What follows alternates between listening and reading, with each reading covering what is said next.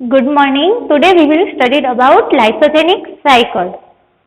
Lysogenic cycle માં પહેલા તો આપણે ફિગર જોઈએ કે રીતે છે એ phage attach to host cell and inject DNA. એમાં શું થશે કે એ હોસ્ટ સેલ સાથે પહેલા એટેચ થશે અને ડીએનએ છે એ ઇન્જેક્ટ કરશે અને આ બેક્ટેરિયલ ક્રોમોઝોમ છે.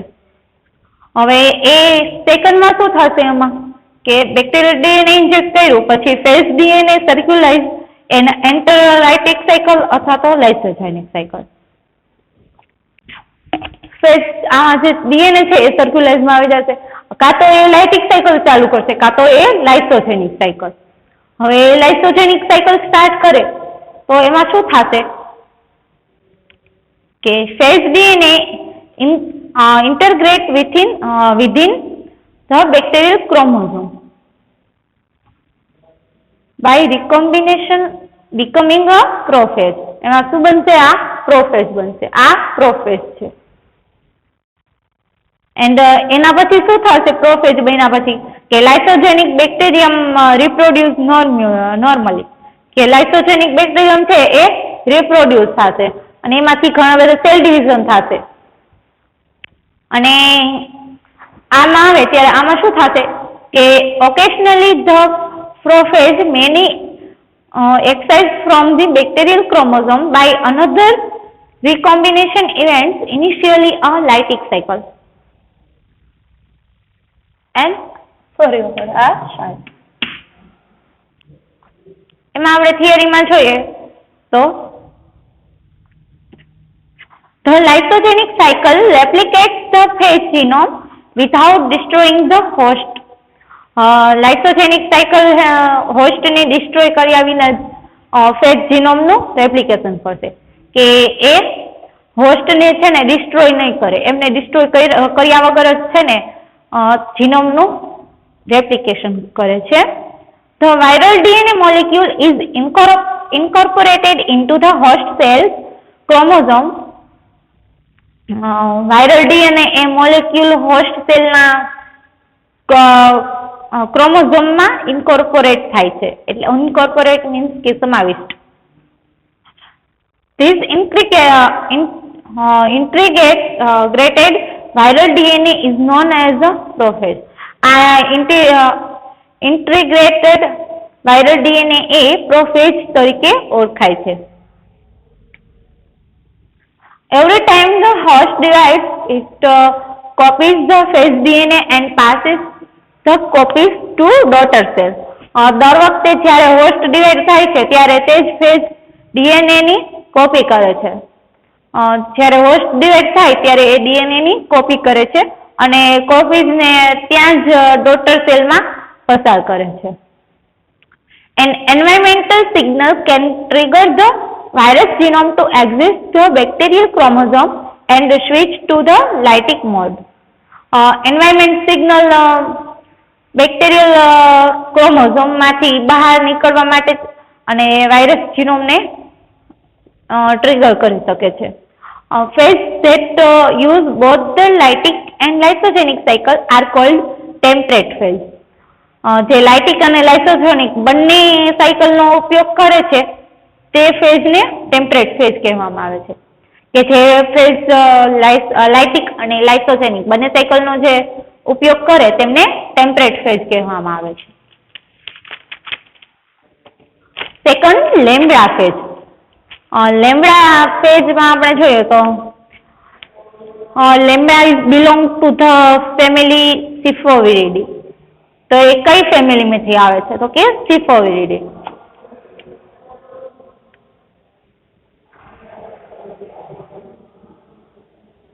Family Sipoviridae. Family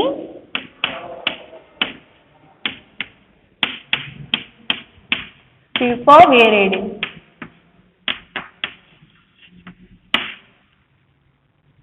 And host, એમાં કયો હોસ્ટ યુઝ થાય છે? તો host K12 strain of Escherichia coli. E. coli ની જે K12 સ્ટ્રેન છે એમાં યુઝ થશે હોસ્ટ તરીકે. K12 વેરી ઇમ્પોર્ટન્ટ સ્ટ્રેન, કે જે K12 સ્ટ્રેન છે એ વેરી ઇમ્પોર્ટન્ટ સ્ટ્રેન છે. The structure of lambda phase is a icosahedral head of 55 nanometer in diameter and 150 nanometer long non-contractile tail with a thin tail fiber its end. એમનું structure છે icosahedral head હશે અને 55 nanometre in diameter and 150 nanometre long non contractile tail હશે. Discovery of bacteriophage lambda by E Lederberg in 1951. તો તેમની શોધ કેને કરી હતી કે લેમ્બડા બેક્ટેરિયોફેજની? તો કે ઈ લીડરબર્ગ in 1951. Genome double-stranded linear DNA molecule 48.45 kilobase pair with cohesive ends of 12 nucleotides long that have complementary base sequence and can pair with each other. તો એમાં આપણે જોઈએ કે કેવી રીતના છે. બુકમાં પણ ફિગર આપેલી છે.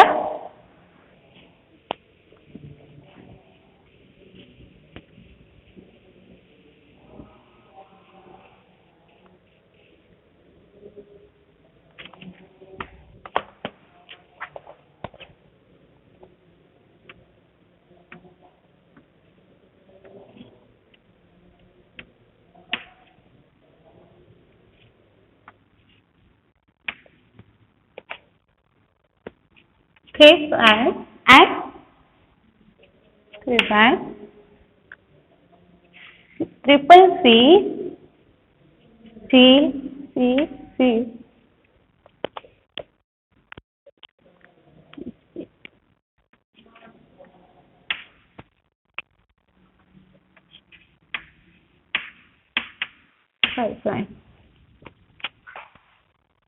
And 5 times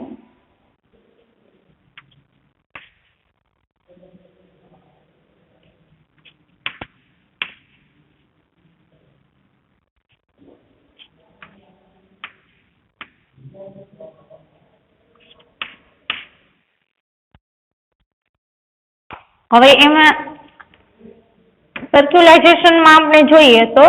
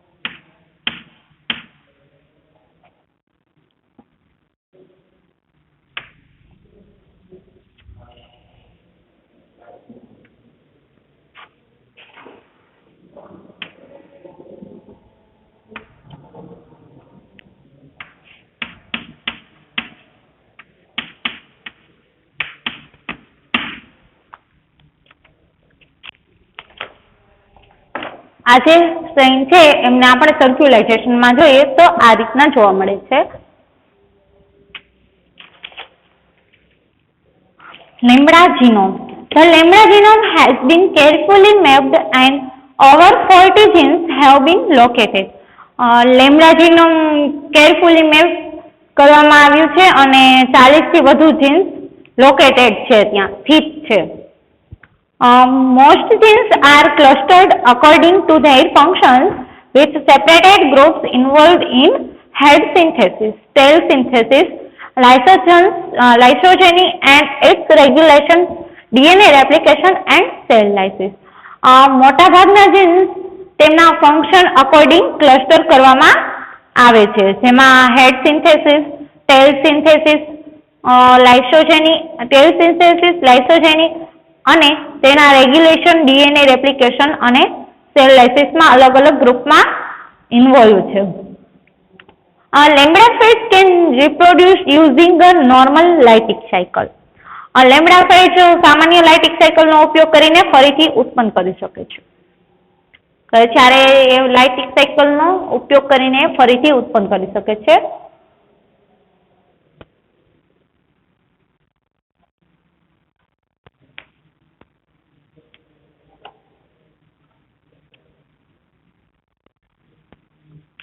Immediately after lambda DNA enter E. coli, it is converted to a covalent circle and transcription by the host RNA polymerase is initiated.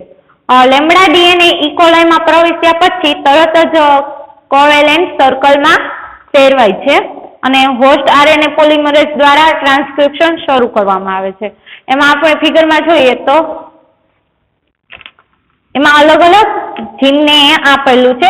એમાં લેમ્બડા ફેજ માં 48,502 ન્યુક્લિયોટાઇડ છે બનેલું છે. તો લેમ્બડા ફેજ જીનો એમાં આપણે જોઈએ તો ક્યુ છે જે એ રેગ્યુલેટરી ઓફ લેટ જીન એ regulator of late gene and S R અને આર જે એ લાઇસિસ પ્રોટીન છે અને એમાં PAQ અને PR એ late promoter for the lytic cycle માટેના લેટ પ્રમોટર છે અને એમાં હેડ પ્રોટીન છે NU1 થી તે F2 સુધીના હેડ પ્રોટીન છે અને Z થી J સુધી એ ટેલ પ્રોટીન છે અને XIS અને એ એક્સિસનેસ છે અને INT એ ઇન્ટિગ્રેઝ, BET અને EXO એ રિકોમ્બિનેશન પ્રોટીન છે and C3 A C3 protein છે અને N એ N પ્રોટીન અને C1 એ લેમ્બડા રિપ્રેસર છે અને ક્રો પ્રોટીન છે અને C2 એ C2 પ્રોટીન, O અને P એ DNA રેપ્લિકેશન પ્રોટીન છે અને આ જેટલા આપેલા છે OL, PL, PRN, OR, PR અને PRE A early promoter and operators છે.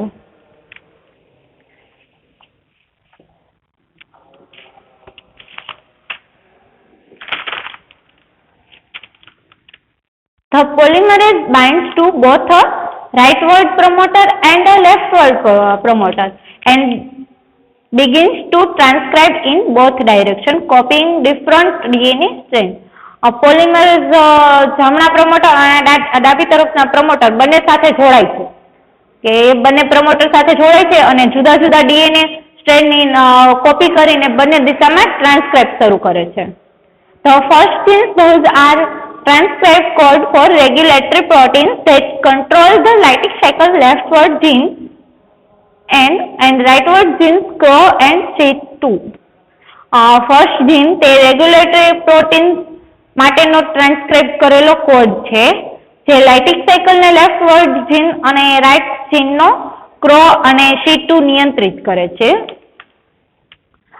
Lambda DNA replication and maturation are similar to the process found in T4 stage. Lambda DNA એ replication અને મેચ્યુરેશન એ T4 ફેઝમાં મળી રહેલી પ્રોસેસ જેવી છે એટલે એમના મળતી આવે એવી પ્રોસેસ છે. One significant difference should be noted. Lambda DNA is